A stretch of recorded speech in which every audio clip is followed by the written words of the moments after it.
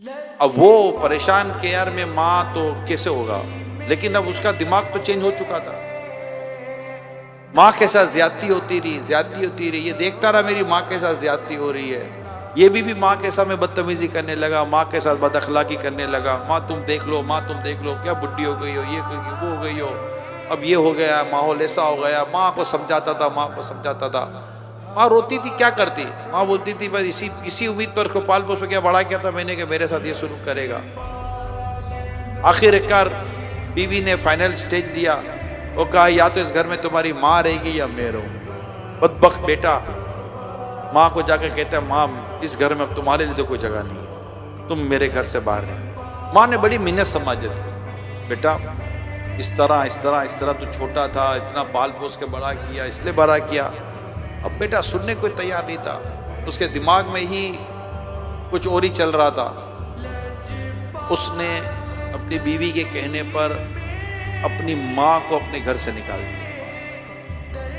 माँ इतना सा सामान लेकर घर के बाहर निकलती है और मुड़ कर अपने घर को देखती है कि क्या जिंदगी कहाँ से कहाँ लेकर बेटे को आई और आज बेटे ने मुझे घर से बाहर निकाल दिया। माँ मुंह घर की तरफ करके कहती है, बेटा मैं तेरी माँ हूँ, मैंने कभी तेरी बीवी के साथ बुरा नहीं किया, कभी तेरे साथ बुरा नहीं किया, मगर बेटा जो तूने किया ना वो अच्छा नहीं किया, मगर मैं तेरी माँ हूँ, मैं फिर भी बेटा तुझे माफ करती। माँ माफ करती भी चली गई। माँ को सदमा पड़ा था, वो मुर्गत गया ही नहीं कि माँ कहाँ गई, किधर गई, किस दुनिया में चली गई। माँ निकल गई। अब ये अपनी घरेलू जिंदगी में बिजी हो गया और चलती रही जिंदगी। लेकिन ऐसी जिंदगी ज्यादा चलती नहीं है जिसमें माँ बाप की खुशियां ना हो ना, और जिसमें माँ बाप के दुख हो, जिसमें माँ बाप का गम हो, जिसमें माँ बाप को झुटलाया गया हो, माँ बाप को दुख दिया गया हो, वो जिंदगी खुशियों के साथ ज्यादा चलती नहीं है। कुछ अरसे के बाद इस शख्स को एक ऐसी बीमारी लग गई कि लमान व लफीज। अब उस बीमारी के आलम में वो घुलता चला गया। ऐसी बीमारी अजीब व गरीब लग गई कि इसकी बीवी को भी इससे अब घिन आने लगी। ना बीवी इसको देखती, कोई देखने वाला था नहीं, उसकी माँ याद आ रही थी। अगर आज मेरी माँ होती मेरे पास तो मुझे मेरा ख्याल रखती। बीवी दूर रहने लगी। बीवी इसकी माँ की नहीं थी, उसकी क्या बनेगी। आखिर बीवी तंग आ गई और तंग आकर कहा कि मुझे तुम्हारे साथ रहना, तो मुझे तलाक दे दो तुम। इसने मजबूर होकर अपनी बीवी को भी तलाक दी, बीवी इसको छोड़कर भी चली गई। अब ये घर में अकेला, उसको माँ याद आए। अब ये रोए, बस इसका काम सिर्फ रोना था कि हाय मेरी माँ, हाय मेरी माँ, मेरी माँ ने मुझे पाला पोसा बड़ा किया, दुनिया भर के काम किए, ना अपनी खुशी देखी ना अपनी जिंदगी देखी, पता नहीं क्या क्या कर कर कर कर कर के मेरी माँ ने मुझे यहाँ तक पहुँचाया। मैं बदबख्त, मैं कमीना, मैं जलील कि मैंने अपनी माँ को मेरी बीवी के कहने पर घर से निकाल दिया। उसको सब याद आ रहा था मेरी माँ का कसूर क्या था, कुछ भी तो नहीं था। अब ये बीमार परेशान अपनी माँ को ढूंढने निकला, माँ का मिले।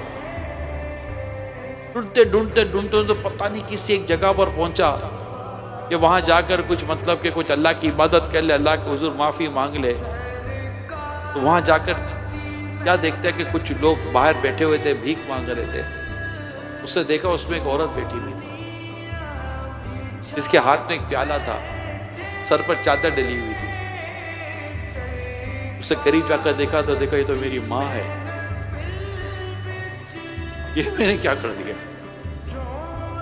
मैंने अपनी माँ को भीख मांगने पर मजबूर कर दिया। तभी तो मेरी यह हालत है, तभी तो मैं यहां पहुंचा हूं। अब वो जनाब माँ के जो कदमों में गिरा, माँ मुझे माफ कर, माँ मुझे माफ करा। वो रोए रहा, दर रोए रहा है, माँ मुझे माफ कर दे, मैंने तेरे साथ बड़ा जुल्म किया, मैंने तेरे साथ बड़ी ज्यादती की। माँ क्या कहे। माँ उसको देखती रही।